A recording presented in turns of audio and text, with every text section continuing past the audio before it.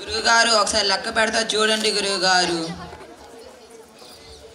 1 2 3 4 5 6 6గురే ఉన్నారు గురువుగారు.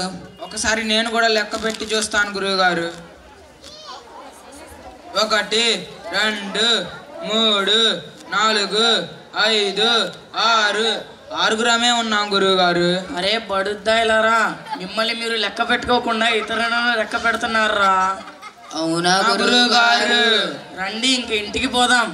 అలాగే గురువుగారు. అంటే ఏరు మనలో కొన్ని తినలేదురా.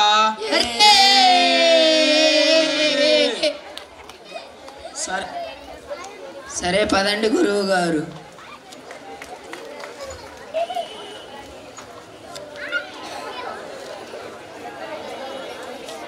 అరే అసలుకే చీకటైందిరా, తొందరగా తిని పడుకోండిరా.